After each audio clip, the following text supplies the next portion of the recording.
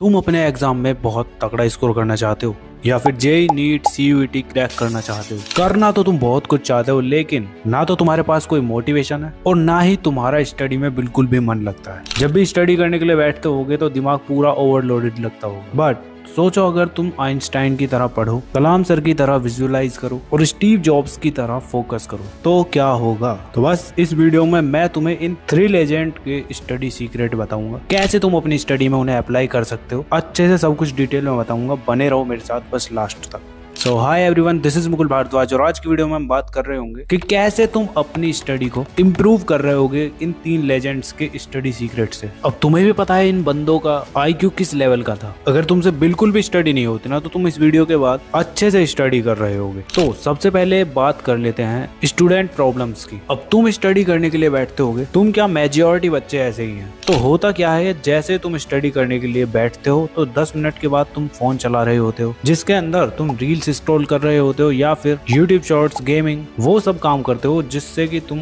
Study से दूर रहो। एंड ऐसा करते करते तुम्हारा टाइम कब निकल जाता है पता ही नहीं चलता। एंड सेकंड है, तुम टाइम टेबल बनाते हो और फिर उसके बाद उसको फॉलो नहीं कर पाते। और उससे भी बेकार क्या है, रिवीजन करते हो पर अगले दिन सब भूल जाते हो। ये सब होता है ना तुम्हारे साथ, तो टेंशन मत लो, ये प्रॉब्लम एकदम नॉर्मल है। इनको कैसे इम्प्रूव करना है आगे तुम्हें पता चल जाएगा, डोंट वरी। तो अब प्रॉब्लम के बाद बात करते हैं इन तीनों जीनियस की लर्निंग्स की, जिसमें फर्स्ट होगा तुम्हारा आइंस्टाइन्स लर्निंग। अब इसके अंदर सिंपल सा एक ही मंत्र है, रट्टा मत मारो, चीजों को समझो। तो सिंपली आइंस्टाइन रोट लर्निंग के फैन नहीं थे। उनका बस एक ही रूल था, अगर तुम किसी कॉन्सेप्ट को सिंपल वर्ड में एक्सप्लेन नहीं कर सकते मतलब तुमने उसको समझा ही नहीं है। तो उसके लिए तुम्हें इन 4 स्टेप्स को फॉलो करना है। स्टेप 1 में तुम एक चैप्टर को उठाओगे, मतलब पढ़ोगे।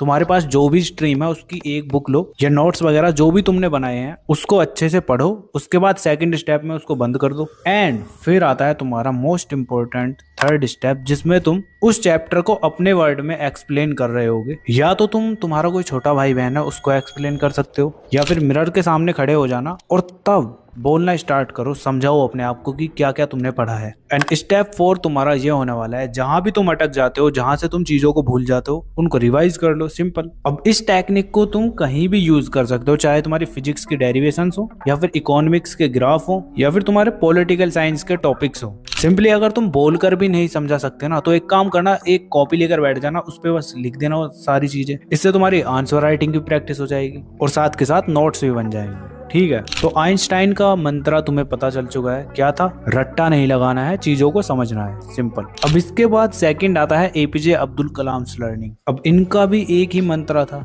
जो कि था विजुअलाइज करो और रियल फील करो। तो कलाम सर जब भी कुछ पढ़ते थे ना तो वो इमेजिन कर लेते थे, सर्किट्स, लॉन्च, केमिस्ट्री रिएक्शन, सब 3D फॉर्म में। उनका सिंपल सा फंडा था, क्रिएटिविटी इज इक्वल टू जो सब देखते हैं उसमें नया देखना। तो विजुअलाइज करने के लिए तुम 2 स्टेप्स को फॉलो कर सकते हो। जैसे अगर तुम्हारे पास साइंस स्ट्रीम है तो उसमें तुम डायग्राम्स वगैरह को अच्छे से विजुअलाइज करोगे अपने माइंड में। ऐसे ही तुम कॉमर्स है तुम्हारे पास तो फ्लो चार्ट बना सकते हो तुम, वो तुम्हारे लिए बहुत ज्यादा हेल्पफुल होने वाला है। ऐसे अगर तुम्हारे पास आर्ट्स है तो उसमें तुम माइंड मैप्स बना सकते हो। ये तीनों चीजें किसी भी चीज को तुम्हारे विजुअलाइज करने में बहुत ज्यादा हेल्प कर रही होंगी। सेकंड है तुम्हारा कोई भी जो तुम टॉपिक पढ़ रहे हो ना उसको इमोशंस के साथ जोड़ो। जैसे साइंस में तुम्हारा pressure is equal to force upon area होता है, तो इसको समझने के लिए तुम 2 तरीके के कंपैरिजन कर सकते हो, एक तो तुम्हारा हील्स और एक तुम्हारा फ्लैट शूज। तो जैसे ही तुम इनका कंपैरिजन करोगे तुम्हें पता चल जाएगा कि हील्स पहनने में कितना प्रेशर लगता है, तुम्हारा कितना फोर्स लगेगा, और फ्लैट शूज पहनने के तुम्हारे क्या फायदे हैं। ऐसे ही अगर तुम्हारे पास हिस्ट्री है तो हिस्ट्री में यार तुम स्टोरी की तरह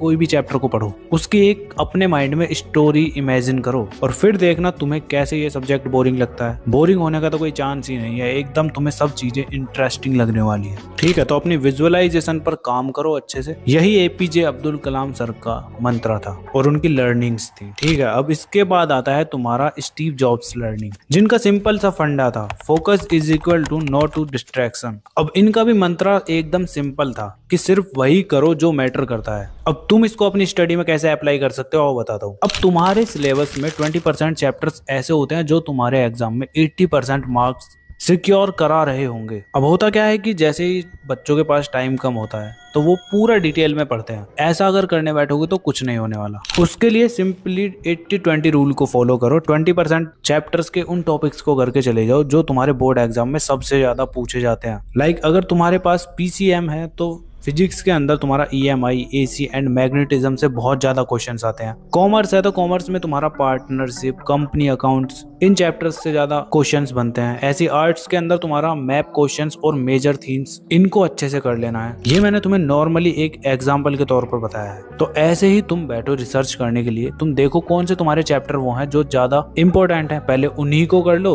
और फिर जब तुम्हारा टाइम बच जाता है तो उसके बाद बाकी के बचे हुए चैप्टर्स को कर लेना। सिंपल। अब जब बात हो ही रही है कि जो मैटर करता है उसी पर फोकस करो, तो उसमें तुम्हारा सबसे ज्यादा इंपॉर्टेंट सोशल मीडिया डिस्ट्रैक्शन आता है। तो उसको कंट्रोल करने के लिए सीधा सभी एप्स को डिलीट कर दो। ना होंगे सोशल मीडिया एप्स और ना होगे तुम डिस्ट्रैक्ट। जैसे ही स्टडी करने के लिए बैठते हो टाइमर लगाकर बैठ जाओ। 45 मिनट या 1 घंटे के लिए लगातार स्टडी करो विदाउट एनी डिस्ट्रैक्शंस। अब स्टीव जॉब्स का भी तुम्हें मंत्र पता चल चुका है। अब इन तीनों को कंबाइन करके तुम अपनी स्टडी में गारंटीड एक जीनियस बन रहे होगे। वो कैसे, चलो आओ समझाता हूँ। तुम अपने दिन को 3 पार्ट में डिवाइड कर सकते हो। एक तो तुम्हारा होगा आइंस्टीन लर्निंग्स, सेकंड पार्ट होगा तुम्हारा APJ Abdul Kalam learnings and third part होगा तुम्हारा स्टीव जॉब्स लर्निंग्स। अब इन तीनों लर्निंग्स के लिए तुम्हारा फर्स्ट जो है वो तो होने वाला है रिवीजन के लिए। यस, आइंस्टाइन लर्निंग्स की हेल्प से तुम रिवीजन कर रहे होगे। सेकंड तुम्हारा एपीजे अब्दुल कलाम लर्निंग्स की हेल्प से तुम अपने नोट्स बनाओगे, जिसके अंदर तुम फ्लो चार्ट वगैरह, माइंड मैप, स्टिकी नोट्स, इस तरह के